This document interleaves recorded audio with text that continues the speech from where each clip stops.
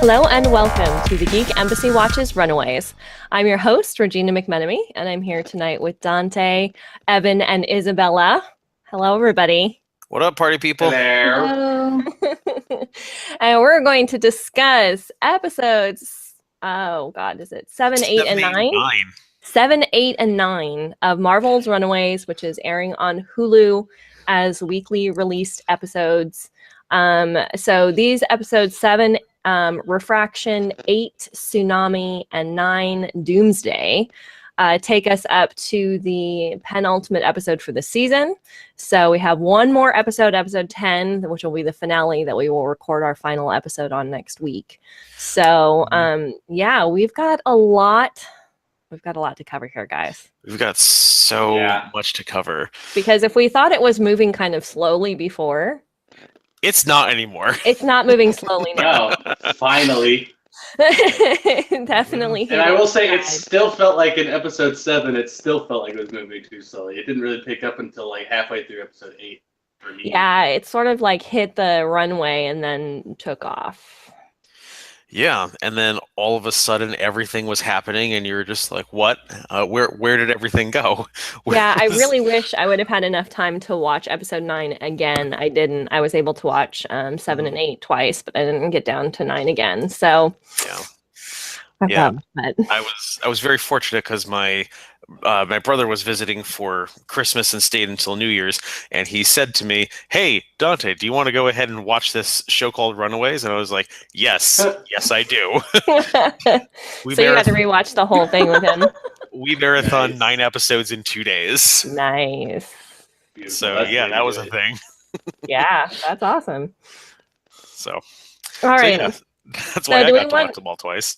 Let's for the episode, let's do a quick recap of major plot points. Not going too in depth, but just kind of hitting the big ones if we can, and then we have some questions we're going to use for discussion at the end. Cool. Yeah, and I'll let Dante's in the driver's seat. Sorry.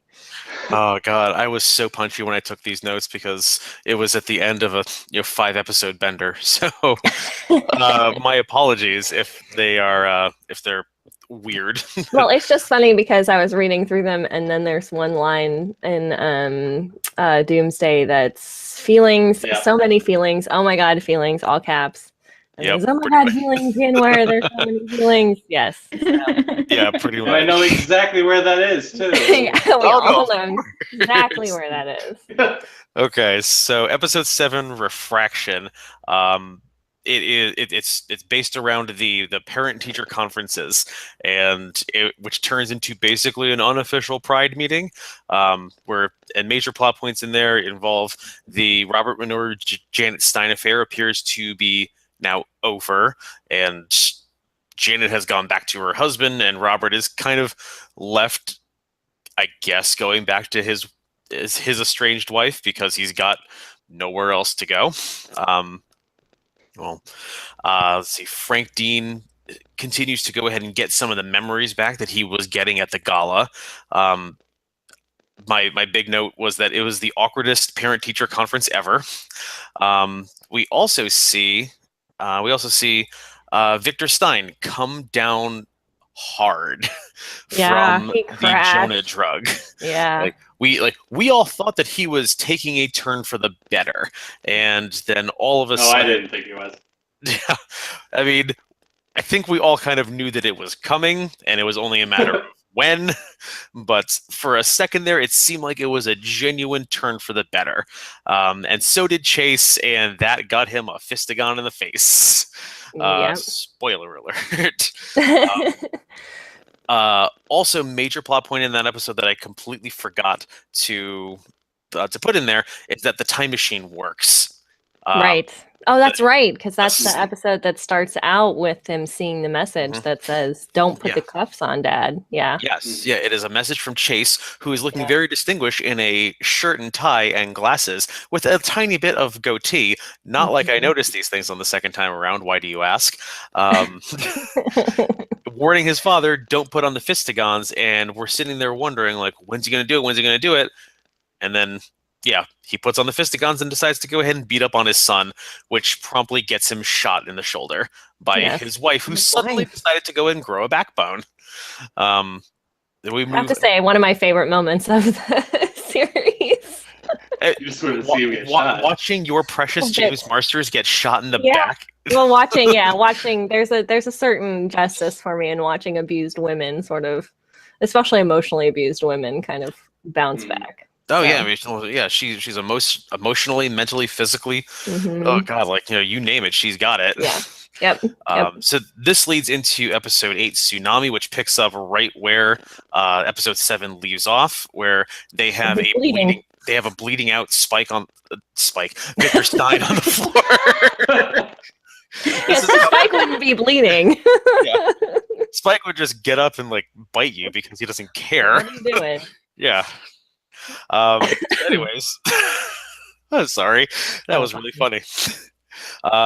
He's bleeding out on the floor. There's a whole bunch of brilliant minds around him, and no one thinks to go ahead and just like sit him up to patch the bleeding and to stop it from happening. But I digress. Pride all gets together to try to save him. Jonah shows up because of course he does, and they are presented with the ultimate question, like, Victor needs to be alive for the next phase of the plan to start rolling. And he offers them like, someone get in the other box. We'll go ahead and we'll use a human sacrifice to revive Victor, because Victor is now dead. He died during the course of the episode in a very traumatic death seizure kind of thing, where he almost broke his wife's hand again. It was weird. Well, it was when Frank was trying to heal him. So Frank has these funky gloves that give him healing powers. And so he puts those on because Leslie doesn't call Jonah, even though it's this big mess. She calls Frank thinking, oh, we'll slip this one under the radar. That works. And way to go. Yeah, and they reveal through a tiny little throwaway piece of dialogue that Frank used to be part of Pride, but he is no longer. And they wiped his memories somehow. Yep, they wiped his memories with the shot that Catherine was going to give Molly earlier in episode 4 or something like that. Yeah. So they eventually are all arguing. They kind of go Clue on each other, where it's basically a comedy of errors trying to figure out who's doing what and who's going to go ahead and get in the box, and they're all arguing for their own relevance. Who's the most guilty? Yeah, pretty much. I'm half expecting Tim Curry to just walk in at some point. Yeah. Just be like, I did it. Robert Minoru ultimately tricks Tina into letting him go in there, but then Tina destroys one of the boxes, so now Victor is just kind of shunted off somewhere. He's dead but stabilized. Well, he's in some stasis or something like that. Conveniently. Conveniently in some stasis that the box can give him. Right. But I'll hold him so he's not quite decomposing yet, even though he's not alive. Yeah. But in the midst of all of that happening, we also have stuff happening with our main characters too. Right. Which is hilarious. Mostly that Alex is revealing the circumstances surrounding Amy Minoru's death. It is revealed that he knew a lot more about Amy's death than he ever really let on. It is presumed that Amy discovered the Pride secret. She had hacked her mother's computer or hacked the Wizard server, and Wizard server had hacked her back. It's presumed that she discovered Pride, otherwise she would not have been set up to see a suicide, to the point where Tina's assassin Kincaid is trying to talk to her. When an assassin is trying to go ahead and talk you into the correct course of action, you know that you've messed up somewhere. I just want to throw that out there. Not a good place to be. Yeah, pretty much. Let me see here. And it is also implied that Alex discovered Tina's password from Amy. That's how he knew how to go ahead and break in at the Gala night. They never explicitly say that, but it is implied that that's how he knew. Let me see here. And then Alex finally decrypts the Pride video.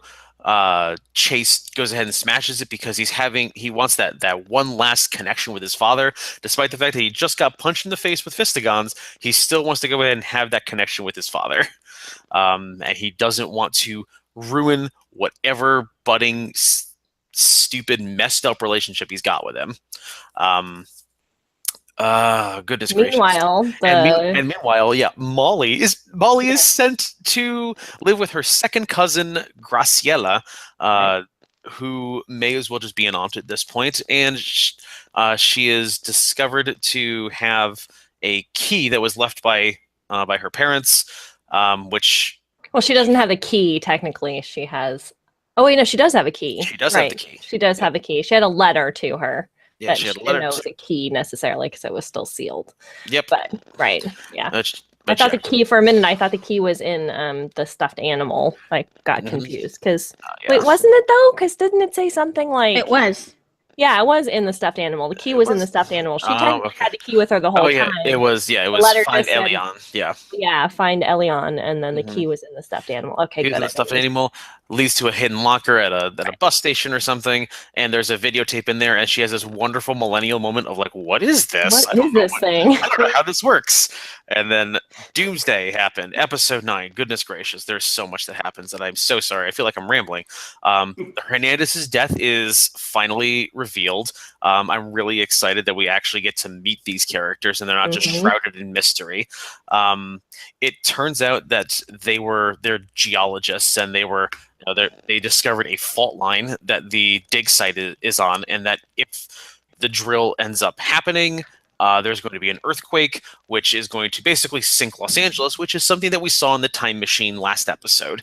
That's right. An image of Los Angeles burning to the ground, and buildings falling over. The alien rock samples are basically like breathing, for lack of a better word. I mean, it's more like they're kind of like in a state of quantum flux, like they're not exactly real. Yeah, they kind of move and kind of like pieces in and out, and there's light that emits from them. Yeah, there's light that emits from them. They're bioluminescent. Awesome. The effects of those rocks were awesome. Oh yeah, it was great. And Molly is, of cool. course, just kind of sitting around there. She's a 3-4-year-old girl. She has no idea what's going on, and keeps poking at one. She keeps poking at it, and she's like, "Hello, happy," because that's what toddlers do. You know this. Yes. And then the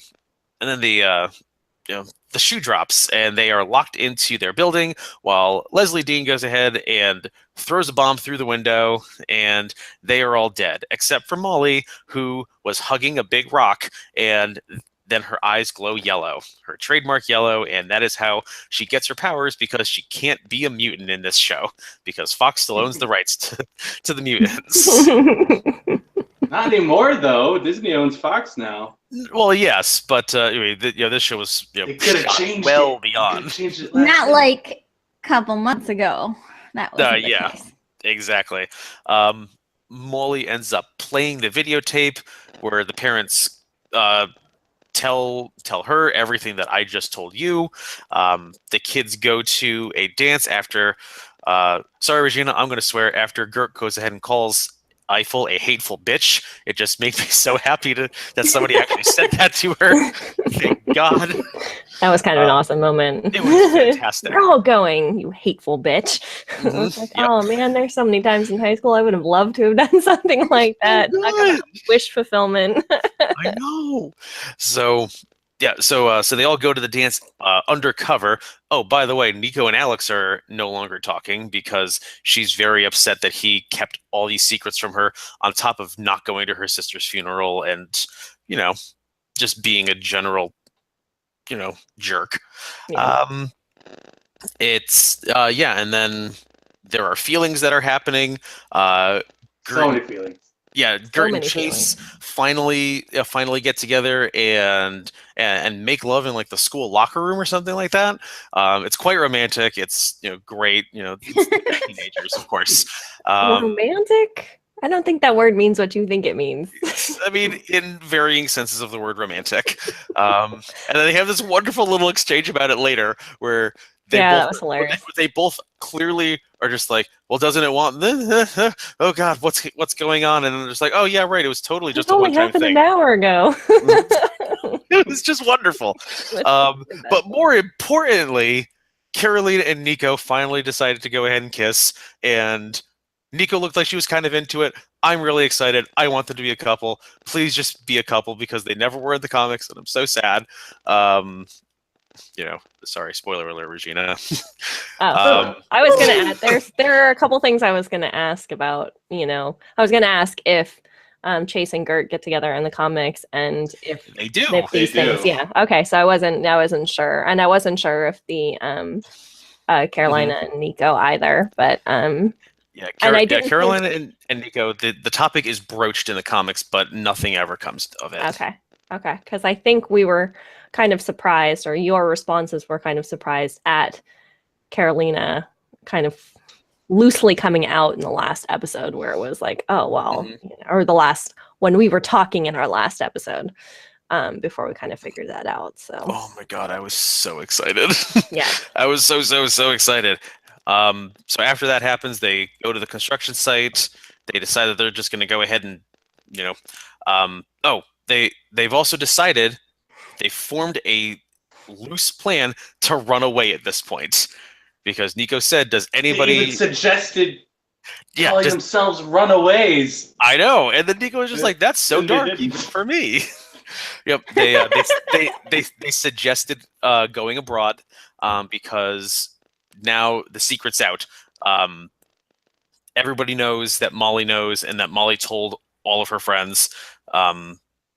So it is no longer safe for the kids to be around their parents, because they are unsure what is happening, and they are unsure of what the motives are of Jonah and or their parents. And it ends with a setup to a giant fight scene, and I was sitting there like, yes, there's gonna be a fight scene, and then the end credits. And then it ended. Yeah, I know. I was so mad. I don't even think we're gonna get a fight scene. Damn you, Brian K. Vaughan. It makes me so sad.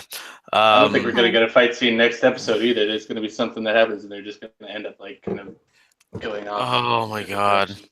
It made me sad. Yep. And then there was that one thing that happened at the end of the fight scene, or near the end of the fight, or the end of the setup to the fight scene, where Carolina, she takes off the church bracelet, she throws it on the ground, and she starts glowing, and all the parents are just like, what? And they go to Leslie, like, did you know about this? And she was like, no, but I was afraid of it. And I was like, oh God, this is gonna be fantastic.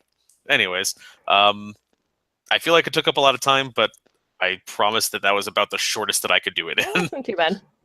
About 15 minutes. That's not bad for covering the major plot points of 3 episodes. Hey, that's 5 minutes an episode. So much happened in the last one. Yeah, so much happened in the last one, so. Oh my goodness. Yeah. Anyways, so now that we're done with the plot summation, thank goodness.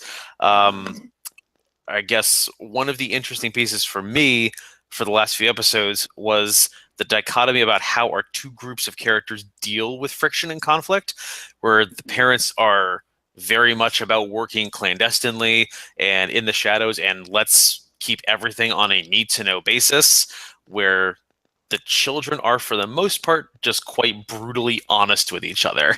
Yeah.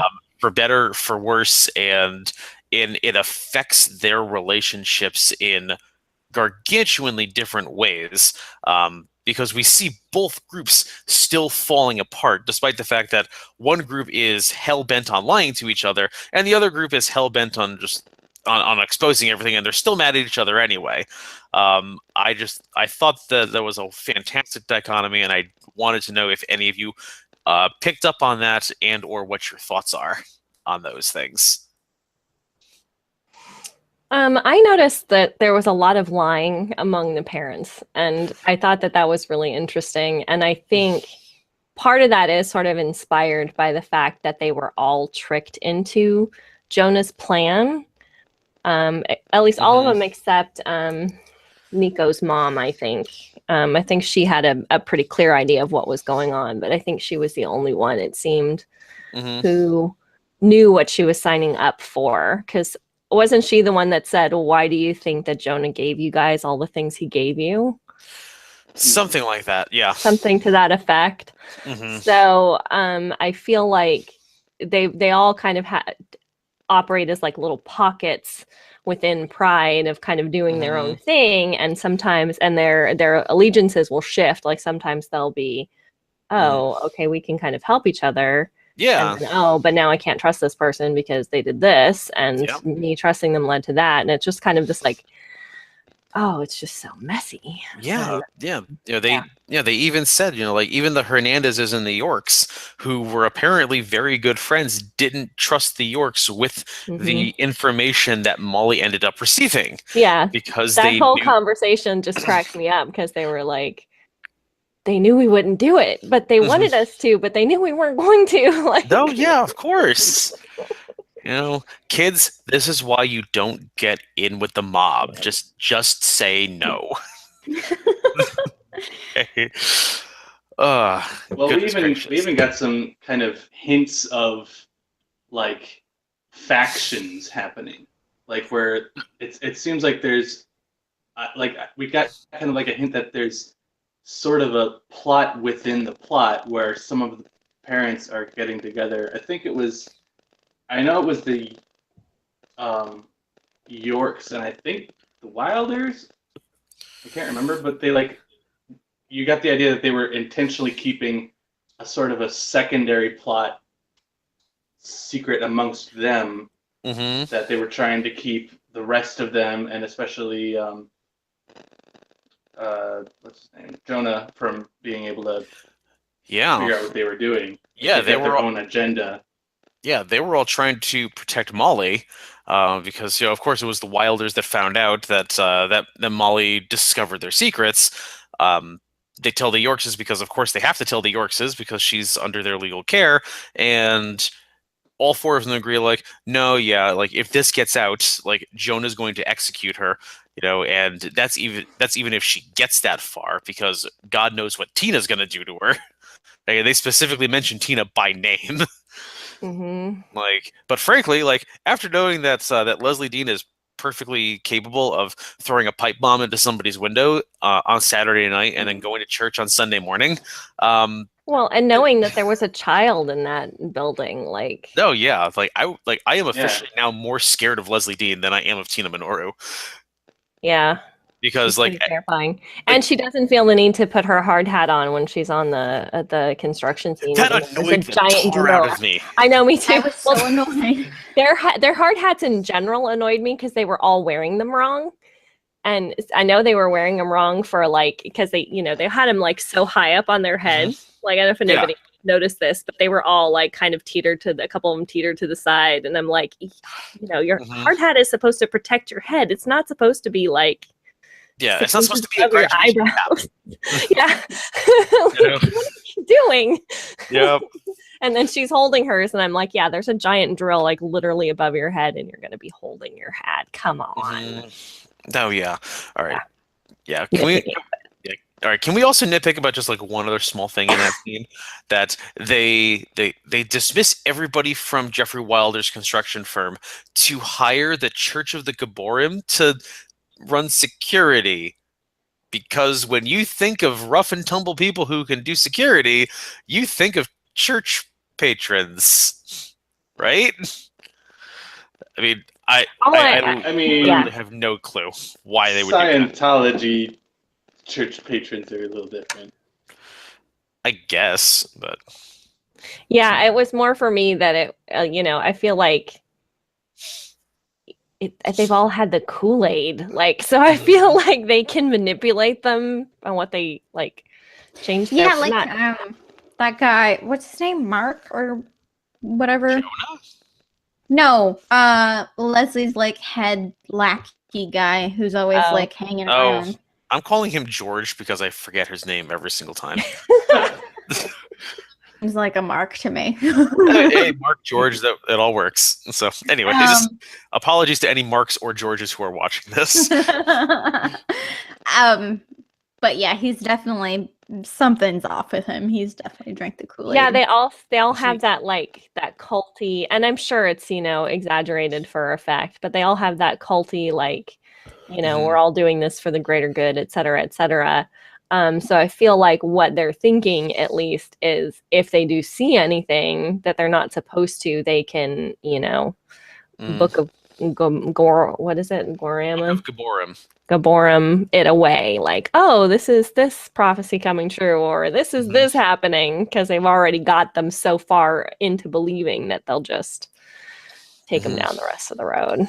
It's crazy. Yeah. The only part of that I found kind of confusing is like the whole point of having the Wilder construction firm put this up seemed to be as a front for a legitimate enterprise, and all of a sudden that legitimate enterprise has just been randomly taken over by some church that's not associated with what they're doing. I know. I thought like, how does that look to the outside world? Yeah. Like, okay, I guess this is a church now instead of a school or whatever. Like, that just happened. Yeah, that I thought about that too, especially because Jeffrey comes back and he's like, "This is my neighborhood. Like this, the whole reason why I'm doing this is because this is my area. Like you can't just take it away." And he's like, "We need better security now, and we need to be protected." And it's like it's weird. I mean, but as far as I'm concerned, it implies that Jonah knows that like this neighborhood just ain't gonna be around that much longer. Like if he's not worried about a PR nightmare or something like that, because he knows that this school is not going up. He knows that he is down there mining for something, and when he gets it, like he doesn't care. He doesn't care about the PR fallout. He doesn't care about how it looks to to anybody else. He just cares that he wants to get down to the earth, apparently find his squishy rocks or whatever, and get out and do whatever he's got to do. Well, it makes me wonder if he even knows about the rocks. Like, I don't know. I just feel like I feel like the rocks were the MacGuffin. Like there's something else that the rocks were protecting. That is what he's trying to get at. Yeah, I mean, the rocks were like some kind of a side effect of something else. Yes. Whatever the big thing is that he wants, they're just me, or do the rocks remind you of the like box things that he had? The resurrection box or whatever. Yeah. It reminds me of the glowy. All the glowy things kind of feel connected to me in some ways. Like when Leslie is having sex with Jonah, how they glow, and yeah, that's just how so weird. I know. Carolina just glows. Yeah, and how Frank's hands glow with whatever fake healing powers he's been given. The rocks glow. Carolina glows. Like the staff has kind of a glow. The staff has a glow. The serum that they use to treat Spike. I did that on purpose. Oh yeah. The Jonah juice. The Jonah juice. They literally called it Jonah juice, and I laughed out loud. Yeah.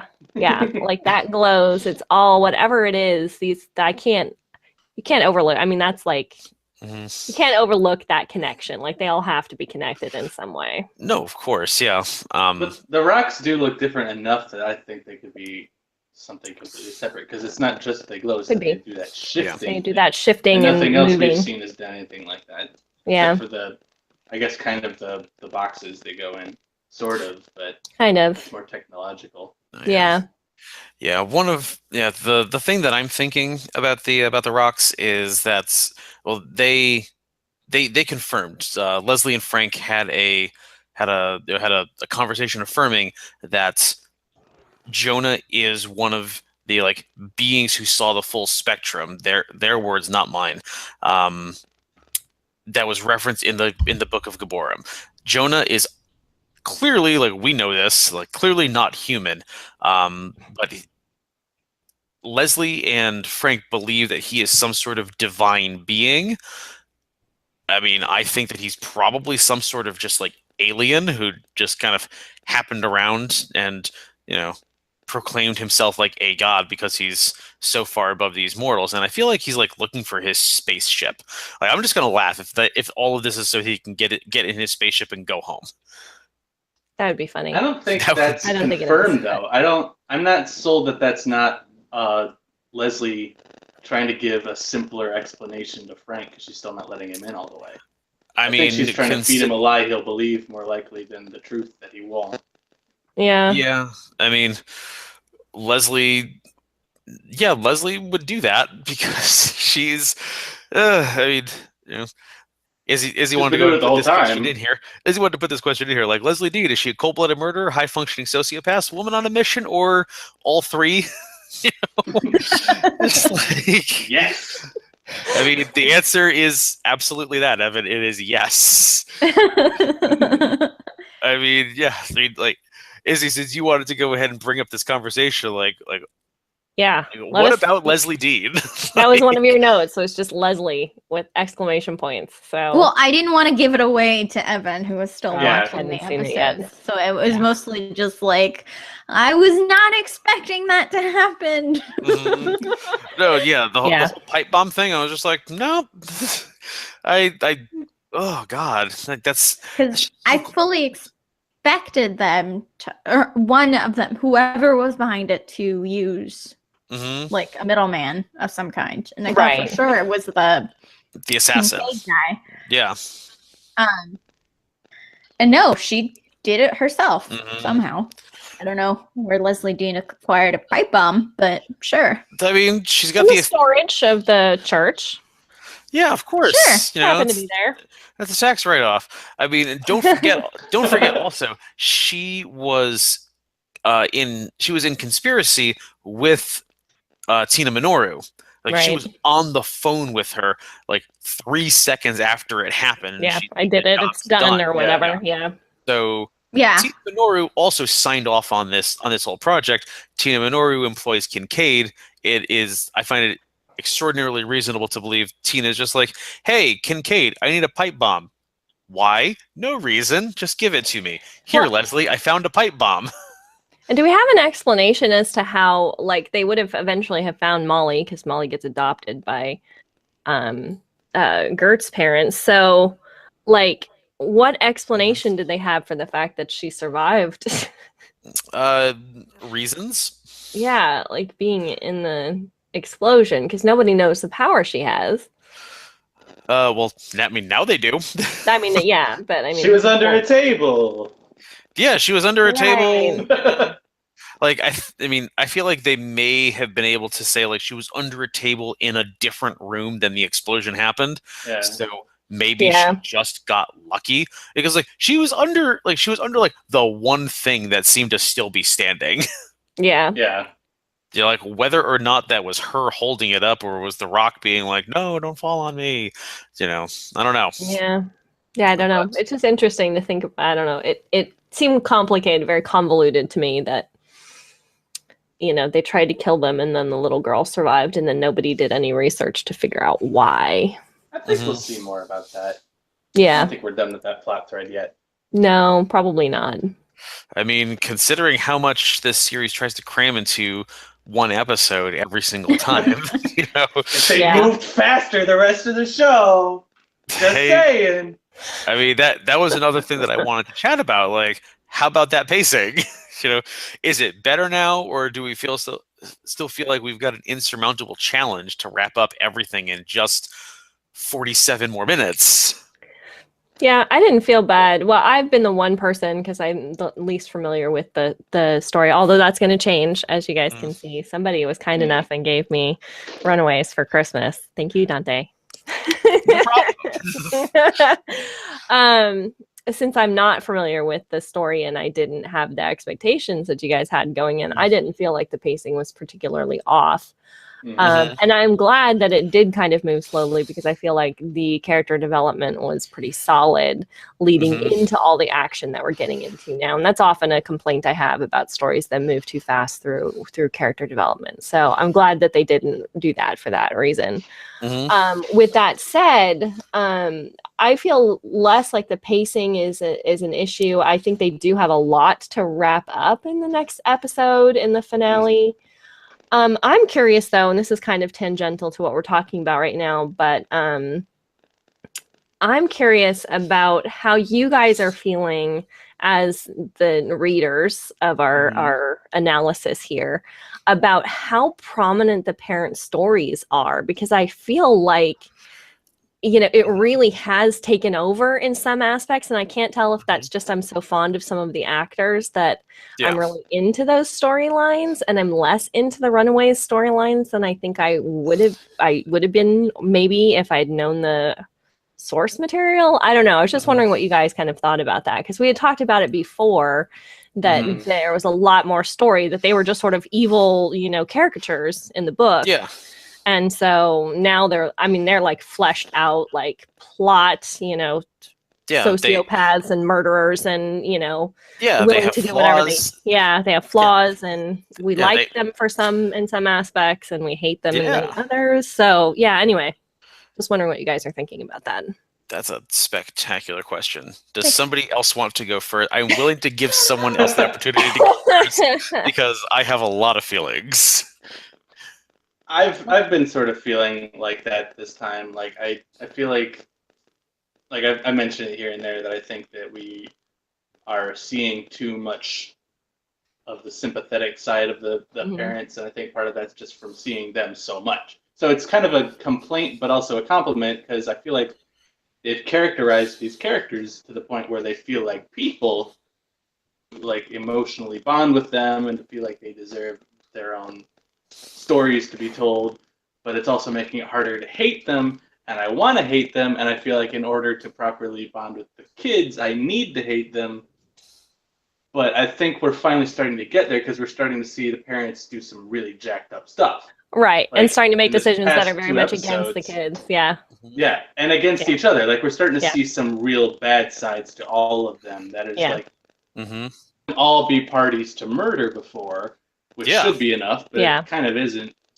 Like, now we're starting to see them, like, turn on each other. And we're starting to see them, like, show their true sides. Like, one of the parts that I liked in, I think it was the episode 8, was the part where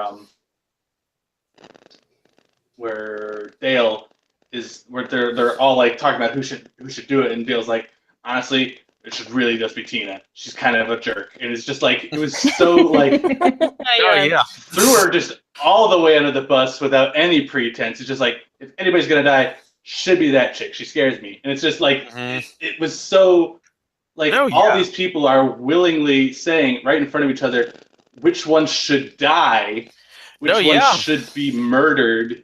And they're like, they don't have any qualms about throwing each other under the bus. So that was like, that's the kind of thing I've wanted to see more of.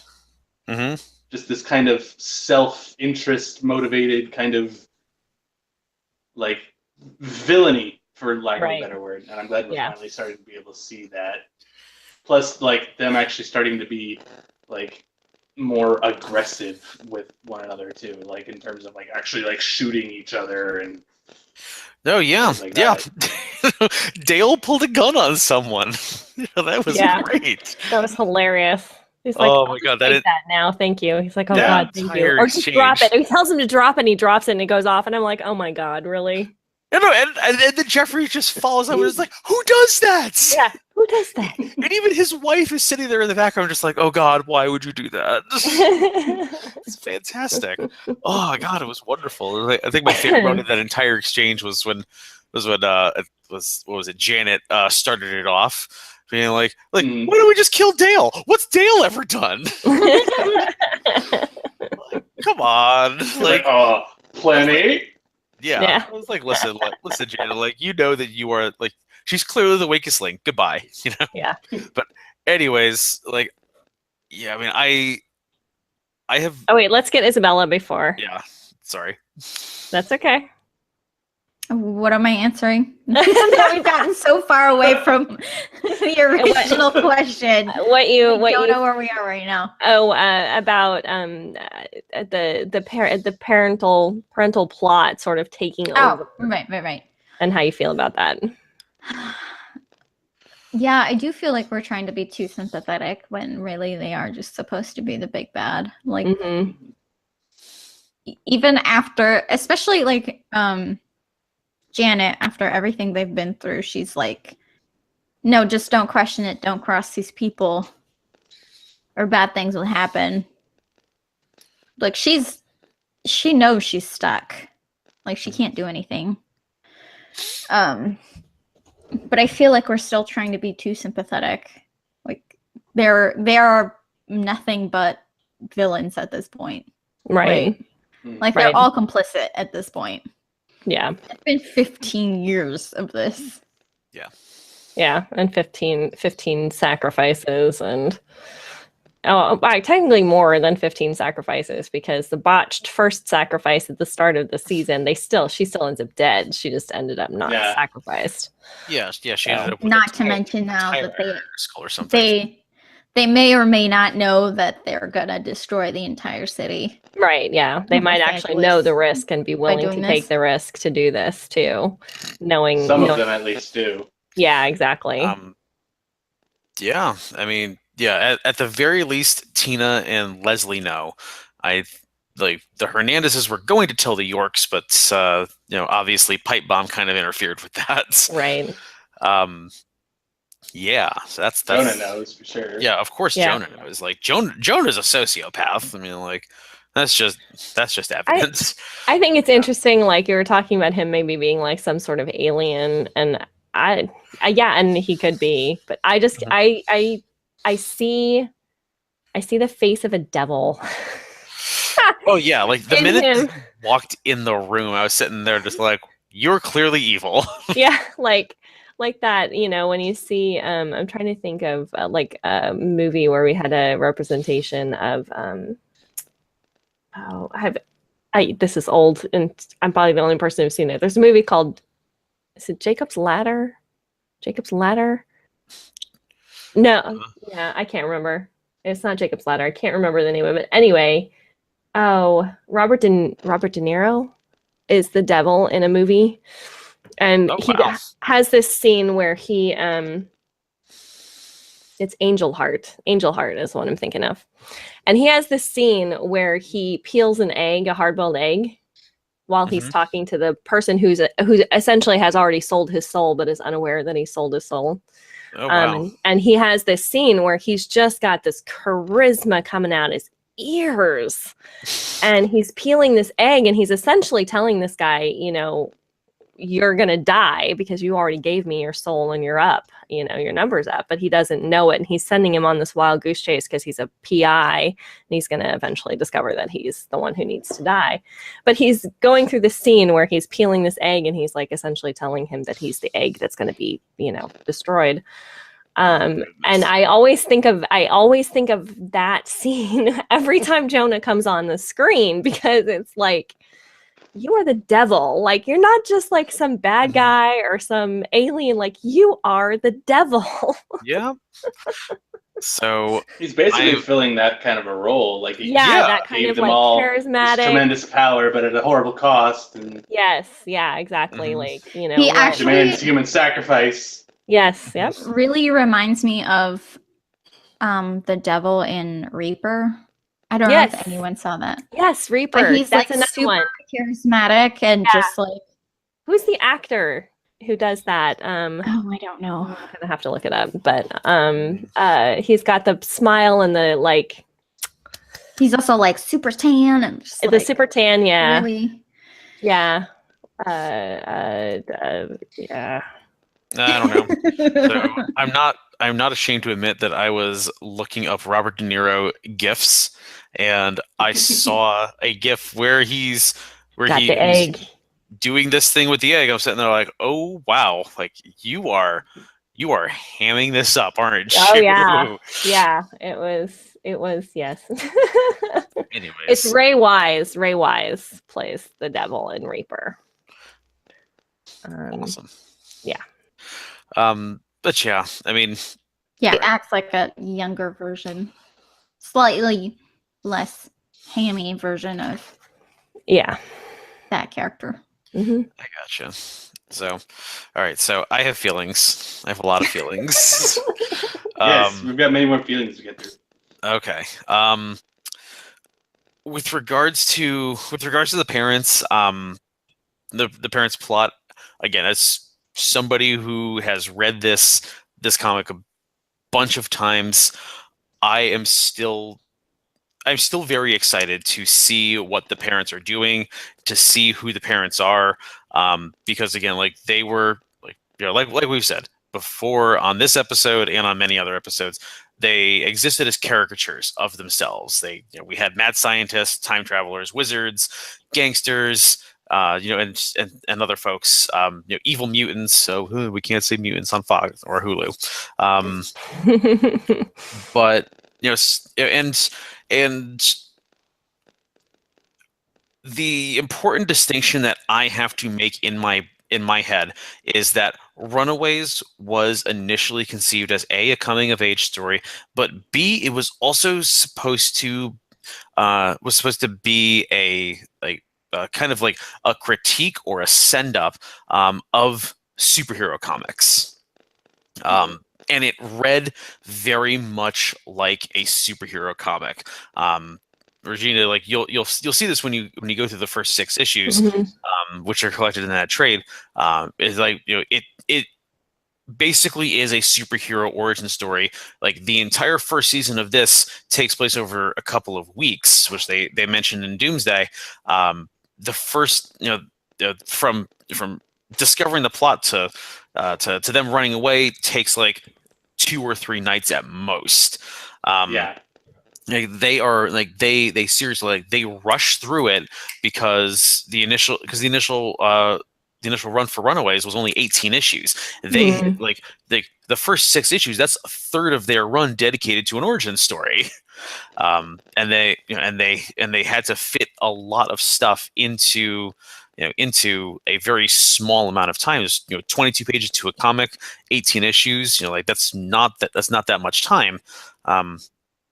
So the parents needed to necessarily be just those archetypal, like, we are straight up evil.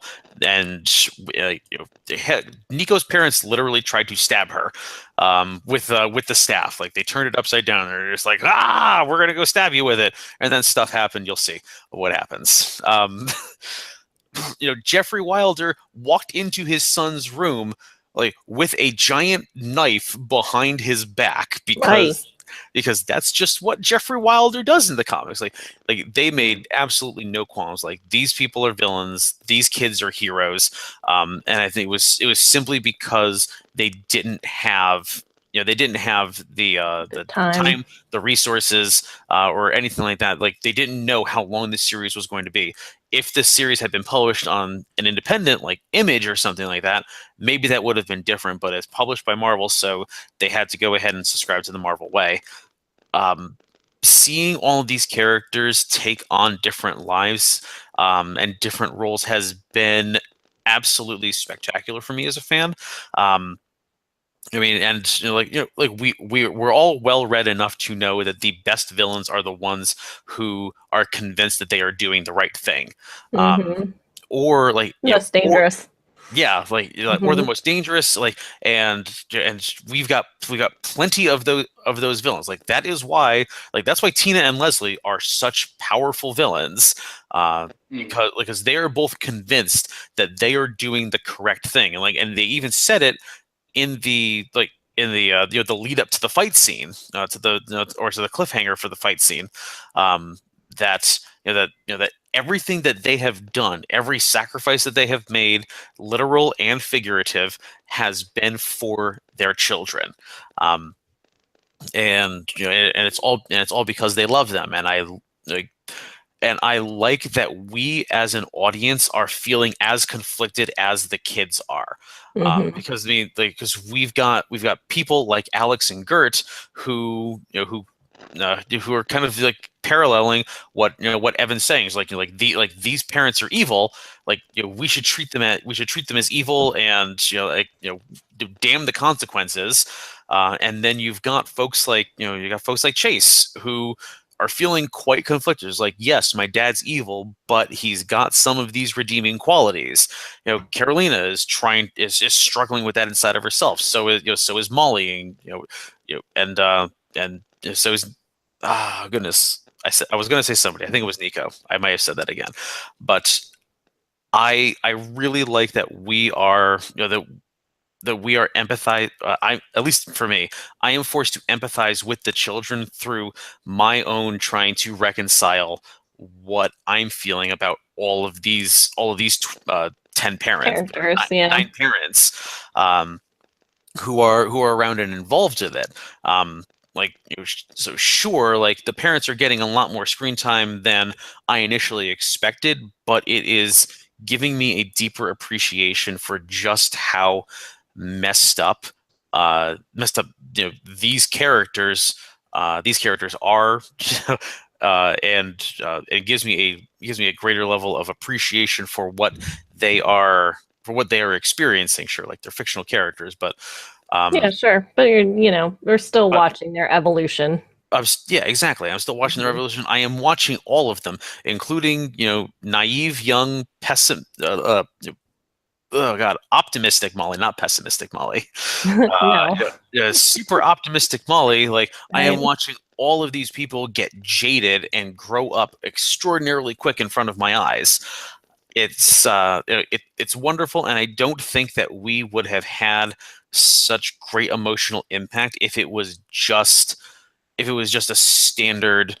It was just like, we're all gangsters, we all know what we were doing, and none of us are conflicted about it, because at that point, like, you get Thor 2: The Dark World, where it's just, or really like any other Marvel movie that isn't or a Marvel movie villain that isn't Loki. Like, you've got where you've got the one person who comes in and is like, I want to destroy things because I'm evil and because reasons, and I'm evil. Like, like those are forgettable popcorn villains. Like, we all love Guardians of the Galaxy, but but like, let's be real here. Ronan the Accuser was not exactly the most compelling villain. The rest of the movie was great despite him, and I'm glad that Runaways is trying to at least break the mold. They are giving us something that most Marvel movie villains can't give us, and like, sure, they might be taking up a little bit more screen time, but I'm perfectly okay with it, because I don't think that these parents are going to be around for much longer. Well, I mean, that's kind of how I felt as the outsider to the original material. I've really appreciated having the depth of character with the parents. And like I said back in an earlier episode, it will make the split harder for us to experience, where if we would have experienced it in the first episode, where they just took off, or the second episode where they took off that quickly, I don't know that we would have appreciated, like you said, the depth of emotion that's going to kind of go through this experience, like we're going to see now. Exactly. Yeah. I mean, so yeah. Yeah, I mean, like, like, folks can criticize it all they want, but yeah, like, well, I'm sure everybody will, because you always have, as I have my own purist leanings, so I can't say I don't empathize with people who really want things to reflect the source material or the original materials that something might be made from. Yeah, I like the multi-dimensionality of it. I just wish, like we're finally getting to it now, but up until this point, I felt like it was almost confusing to a degree how relatable the parents were, because like, you knew they killed people, but it was also kind of downplayed that they killed people, and it was like, most of them killed people because they had to, or because they were felt trapped in some way. Yeah, like, you didn't feel like they did it because they chose to, even though, like, you're kind of learning they did, but it was still always kind of like, how into this whole thing are they really? And that for me kind of helped to diminish their effectiveness as antagonists. And half of them still don't seem like antagonists, but I think that's okay to have a few that don't seem to be and a few more that are. But for me, the biggest problem was not so much that, but like, ultimately, I feel like the story should be about the kids, like, unambiguously. Like, it's good to develop the parents and to show kind of their greater storyline, and I do like that they've expanded on that. You do get some detail in the parents in the comics too, and some of them are more sympathetic than others, and some of them do seem to genuinely care about their kids. Mm-hmm. But like I do kind of like that they've expanded on that, but I worry that they do it to such an extent that it takes the spotlight off the people who should have the spotlight, being the kid. Interesting. Well, I just looked because I was curious to see if they had decided if there was going to be another season. Because is there? There is. Yes, it was announced today. Good. So Marvel Runaways season 2, reportedly ordered by Hulu, was just reported on Screen Rant today. Apparently, this is kind of not official announcement necessarily, but it does look like it's going to be a second season, which makes me wonder if they were kind of planning that a little bit, and that's why they've let the build up in this season be, risky. It is absolutely. Oh yeah, risky. It was a big gamble. Yeah. Because definitely. Yeah, because it could have been Firefly. So they must have been anticipating that the primary audience, or a good portion of the audience, were going to be people who are not familiar with the story. Mm-hmm. Because, like I said, my experience has been completely different from you guys, where I haven't had a problem with the way things have been evolving because I don't know how it's supposed to be. Yeah. So if they're assuming, if Hulu is going into this, assuming that their audience is not going to be familiar with the source material, then they would be more open to this kind of an evolution. So that's good. I'm glad, and we will cover season 2 of Runaways when it comes out. Oh yes, we will. We're all in love with this. I was just looking at this. I was looking at the Wikipedia article, and I don't know how I missed this before now, and I don't think we've covered it at all. But the guy who plays Jonah, Julian McMahon, is the guy who played Doctor Doom in the Fantastic Four movies. No! That is not the same guy! It's serious? Him! Are you kidding me right now? Yeah! This is I'm not kidding you. It's him! This is amazing! Doom. Oh my god, listen to Dante's voice. It just went up like 4 octaves. So there's a new theory. Maybe Jonah's really Doctor Doom this whole time. Oh. I am so happy that actor finally has a chance to be a real villain in Marvel Comics. Seriously, that guy, Julian McMahon, he was literally the only reason that those Fantastic Four movies were even remotely watchable. He was so much fun. He was not Doctor Doom. He was so much fun. All right. So he was one of 2 reasons. The second reason was Chris Evans as the Human Torch. Yeah, he was perfect as Human Torch. He was perfect as the Human Torch, and Julian McMahon just like chewing on all the scenery was fantastic. Everybody else was just kind of stiff as a board. It was but I'm so happy. He was on Charmed too. Interesting. And I believe he was also on Nip Tuck. Yeah, if I'm not mistaken. Yes. Yeah. Yes. That's where I originally know him from. Yeah. Yeah. So I am plays a complete psychopath on that one. So. Well, seems to be his bag. I guess so. But yeah. Jonah was definitely not Doctor Doom. He was a guy, that was purporting to be Doctor Doom, kind of. But yeah, I'm so happy that you mentioned that, because now I feel like, look at that. It only took 13 years since those movies came out for him to go ahead and get back into the Marvel Universe as an actual, real, diabolical villain. Like this guy, Jonah is more Doctor Doom than that other Doctor Doom was.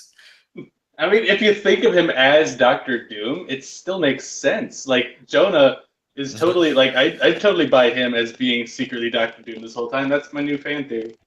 I'm going with that. He's just Doctor Doom. I mean, Doctor Doom does have precedence of showing up in Runaways. Spoiler alert. Yes. Oh. So maybe. So did Doctor Doom ever show up, or was it just his Doombots? I don't know. Regina hasn't read it, so she needs to go ahead and figure that out for herself. That's true. See what I did there, Regina? I'm trying trying to make sure I get my read on it. I got it. Subtle. All right. I am still disappointed we haven't had a Kingpin crossover, though. Because they could have had Vincent D'Onofrio from the Daredevil Kingpin. Oh my god! Kingpin was huge in Runaways. He was really relevant. Yep. Oh man! All right, so I'd just like to review our predictions from our last episode. Oh yeah, because I was just going to ask you what the predictions were for next episode. For the next episode. So my prediction was that Molly's flub makes them run away before the end of the season. Obviously, that didn't happen. I knew it. Pretty much all three of you said it was going to be the last episode of the season they were going to run away, which it looks we like probably pretty much all agree that that's probably going to happen in our next episode. Isabella said something bad was going to happen to Frank. I guess that's not happening now. No, it looks like he's switched allegiances a little bit. I wouldn't be surprised if it still did. Really? Once he becomes another like pod person. I mean, I yeah. I He's feel in like league he's with Jonah kind of now, in a tug so- of war where, though. I kind of feel like he's sort of being manipulated by both sides at this point. Like by all three sides, technically, by like Jonah and then everybody else, and then the kids even. And then the kids, yeah. Like, they're all kind of. And I think it's going to go very badly for it. Oh man, it's going to be great. So, Yeah. what were our other predictions? Isabella also said that everything ties to the school, which, yeah, we've definitely seen that happen. Evan said Frank was going to have an inciting incident that compels everyone forward, that Frank was going to be the reason everybody moved forward in the story. The catalyst? Yeah. I mean, I can give you half exactly like tangentially, it'd be like he technically credit for that. Signed. Yeah, like I give you half credit for that in terms of, you know, his complexity with Jonah now. And Dante. Oh, somebody gets to Molly. I can't read my own handwriting. That's how bad this is. Oh, somebody gets to Molly. I don't remember who. It starts with a C. Carolina, maybe? Maybe. Somebody gets to Molly. And then Frank, by episode 8, started conflict to move the story forward, and he'll die. You said he'd die by episode 8. Darn. We had lots of predictions that Frank was almost did die. in Doomsday. Like they tossed up the idea of throwing him into the box, and Leslie was just That's like, "Oh true. man, that's not a bad idea." It's not a bad idea. Yeah, because she's also a psychopath. Yes, and she'd have no problem with that whatsoever. No compunctions. All right. So those were our predictions. All right, Regina, what's your final prediction? Well, they're gonna run away. You're not allowed to choose that one. I'm not allowed to choose that one. Obviously, they're gonna run away. Oh God. I think Nico and Carolina are gonna have some sort of deep discussion, and Nico's gonna feel conflicted about what happened between them. I like that. Right. That's pretty safe, but I think that's I think that's very probable. Yeah. I like it. All right, so Isabella. Oh gosh. There's gonna be a fight scene. Also, when nobody gets to say that one. We all predict that one for next episode. I don't even think. No, I'm predicting there won't be. Okay, you can say that one. I'll give you that one. No fight scene. No fight scene. I think they're gonna chicken out. Not the characters. The filmmakers are gonna chicken out. They don't want to film one. Fine. Then I guess the kids are going to talk about all the different things that are happening between them, like Gert and Chase and all the romantic stuff is going to be brought up. Okie dokie. I'm pretty excited about that. Okay, my prediction, I'm going to stick with what I was saying earlier in this episode, that we are going to see that Jonah is an alien who is masquerading as some sort of divine being on Earth. And I think that 0 of the kids are going to die, but man, at least one of the adults is going to die. It just has to happen at this point. At least one of the adults is going to die. Dale.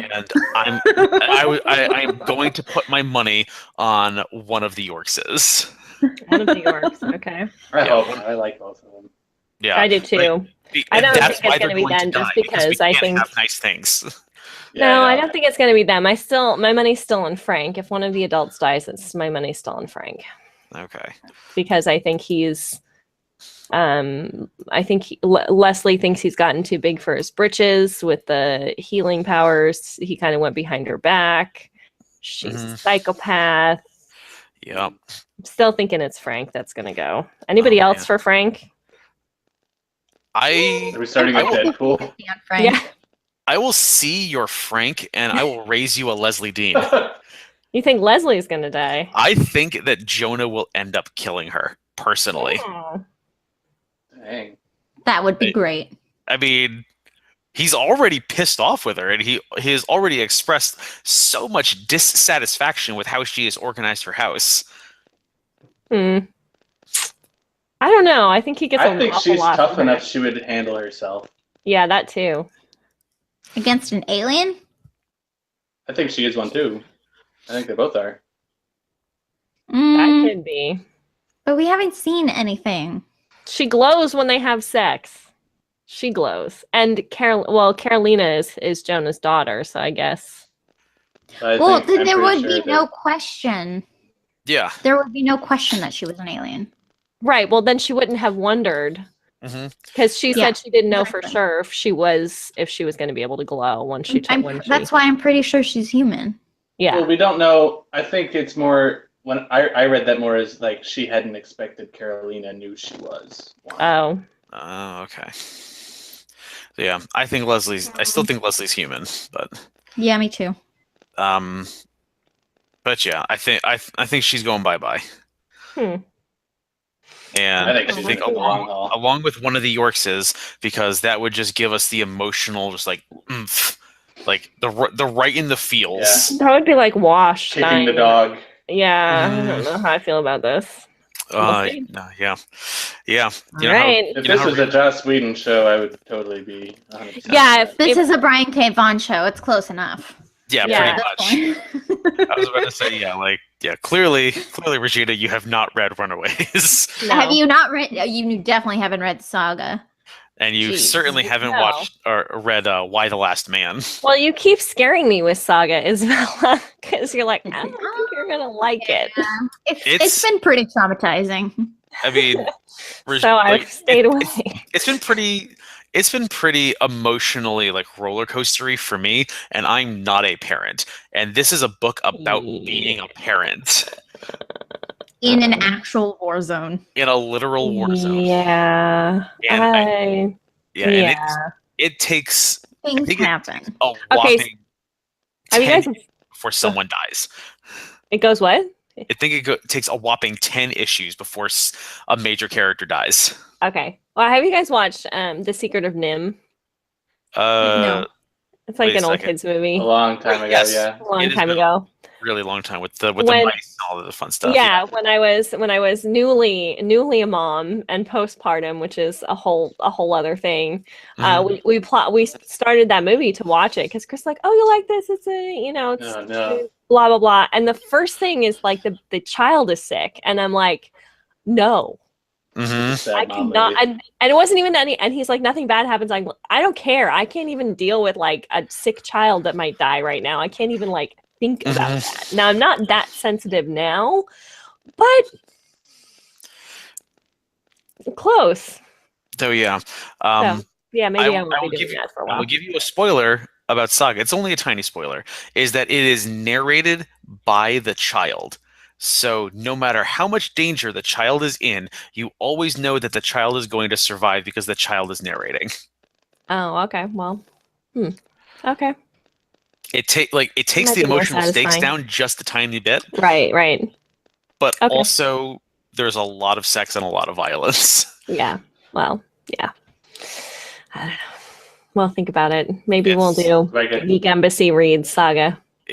I will totally go ahead and do that. Absolutely, positively. All right, let's wrap this up. Do I get to make a prediction yet? Oh, yes. I thought you said there was going to be no fight scene. Sorry. That wasn't my main prediction. Okay. Oh, what's your other main prediction? I have several. I think we're going.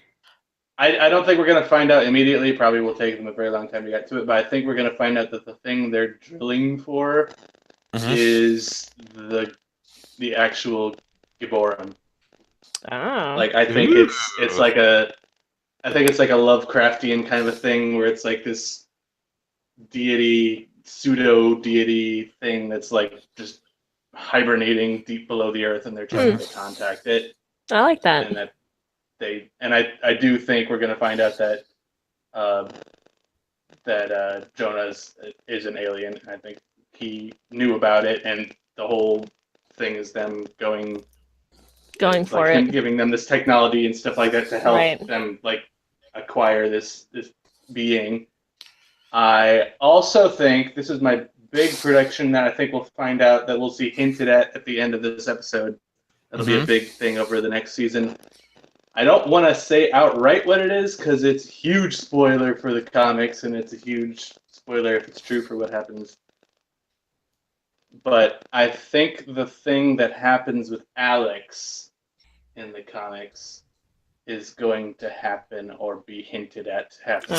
I already know what this is. I saw a spoiler. Episode. No! Okay.